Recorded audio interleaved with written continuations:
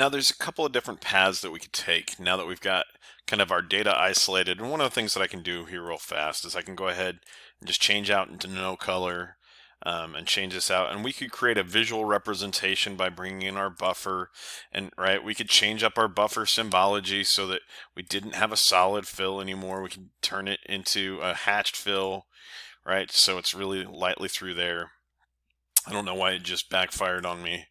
Every once in a while, ArcGIS Pro likes to, after you set something, it likes to go ahead and go back through and undo it, right? So that's what we're looking at, right? And so really, we've got all this information kind of neatly tucked into this map, and we could go ahead at this point and just kind of share that out. The problem is often we want to quantify this information. We want to know exactly what it looks like, or maybe we have another analysis we want to do after this step. So how do we actually get what is clearly vector data in the buffer? So it is a polygon layer, and then we have raster data, which you can still see if I zoom in on it is still that same grid. Well, there's a couple of different ways of going about doing it, but I want to teach you a tool called I want to teach you how to take raster data and turn it into vector data.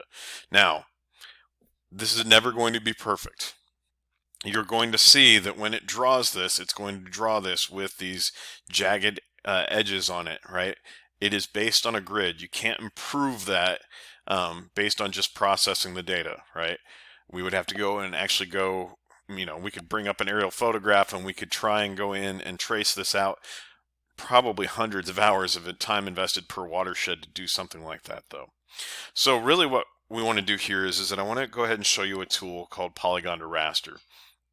And so what we're going to do there is that we're going to go ahead and come up to our analysis, click on tools, and I'm just going to type this in as polygon to raster, right? And when it pops up, I actually want to go the opposite direction. I want raster to polygon because I have a raster and I want it to go, oops, well, I misspelled it, but it still came up anyway. So I'm going to take this, layer that I've got here, this reclassified big pine, in terms of, value, value's fine here. I don't need to worry about kind of which field that it's going to go ahead and select. And I'm going to go ahead and just clean this up, and I'm going to call this the CDL forest, and then I'm going to add polygon onto that, right? I want to unclick this button that says simplify polygons. It sounds like that's a great idea. What it actually does is it turns all of these squares into triangles and it looks horrible.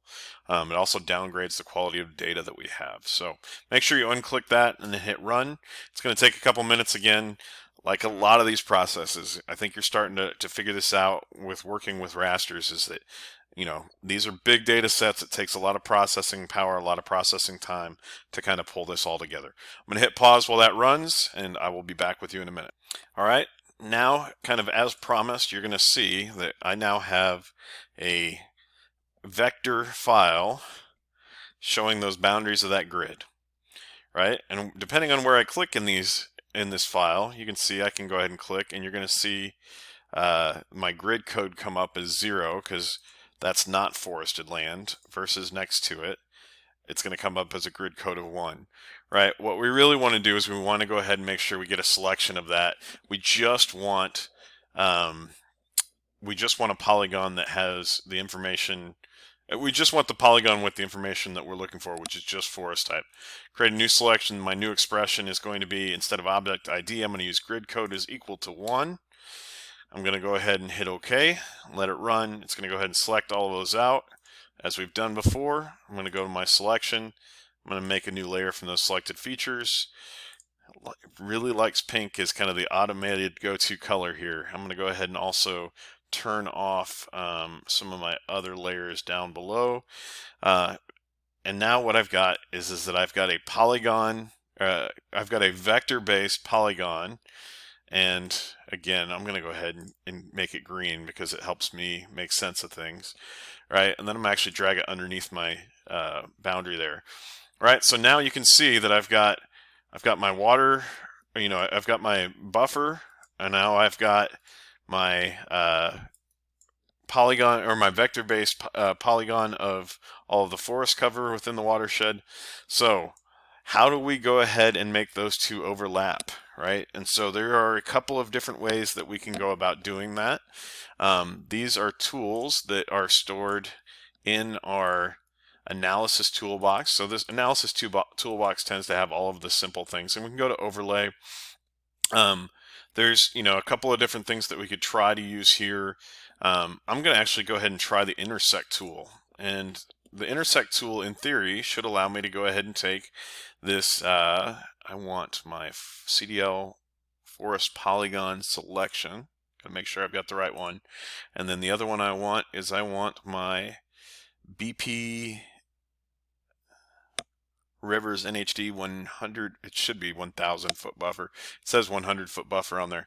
Anyway, it's gonna kick out, I'm just gonna call it CDL forest buffer and hit run.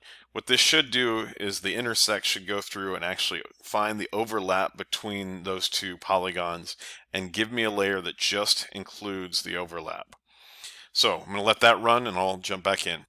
And now when we go ahead and zoom in, you're going to actually see that if I turn my buffer back on, that the intersect tool worked perfectly and went ahead and just captured all of the forest land within 1,000 foot buffer around the main river the main river stem there. Anyway, and so that's what we're looking for. And so again, there's lots and lots of different applications of this. And what I was trying to demonstrate here was the conversion from a raster into a vector, because you have to speak one to the other. There is a much more complicated version where we could have actually taken the buffer and turned it into a raster and then used something called raster calculator to overlay the two together. That is for a more advanced class, would be my advice on that. So anyway, this is what we were able to accomplish today. The last thing that I wanted to show you is that, often we kind of get in this point where that's great, but I really want to know how much there is, right? And so what is the actual area that's behind this? Well, I mean, we can go back here and figure out how much, we know how to go ahead and create a calculation based on how much is here. Remember that these grid cells, so again, if I go ahead and turn that layer back on real fast and turn off the ones I was just working with, right? The grid cells that we've got isolated for forest throughout the entire watershed. This isn't the buffer, this is the entire watershed. Right? There are 54,701 of these 30 meter by 30 meter, right? And so I showed you how to calculate that out before for everything, right? What we actually have now in our buffer layer is that if we open up our attribute table, what you're going to find is that you're going to find a shape area, and that shape area, it's pretty noticeable when you start to see 900s and 1800s and 5400s. Any multiple of 900 start to pop in over and over and over again. That's telling you that this is in square meters, right? And so this one that says it's 1800, that means that's 1800 square meters. Now, if we wanted to go ahead and use ArcGIS to calculate out a sum, right, to add all of these up, you absolutely can. You can come in here and click on Summarize. It will pop up summary statistics option to go ahead and run this tool, and you can go ahead and get it that way. You can also just click on Statistics, and it will give you kind of a range here, but it's not giving you a total. It gives you kind of a mean of them.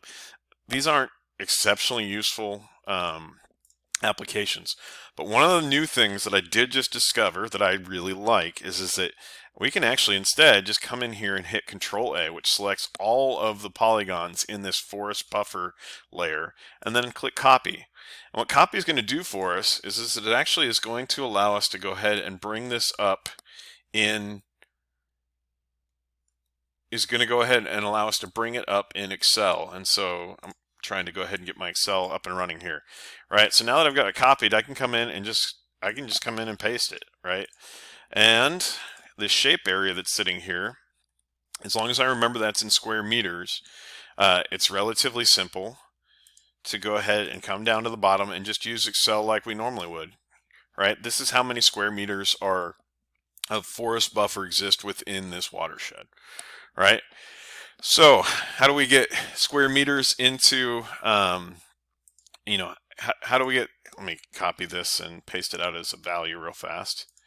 How do we get square meters into acres? The easiest way to do it is to use our good friend Google, right? And we'll do square meters to acres, right? Your end result there is just over 4,000 acres of vegetated or forested buffer inside a 1,000-foot buffer around the Big Pine Creek. That's it. It allows you, again, this allows you to come in. You could do a lot more calculations really quickly here in Excel, but it allows you to work with this data very quickly by just going ahead and bringing it out, and away we go. All right, that's everything I've got for working with rasters. We've covered a lot of ground today. I hope this has been helpful.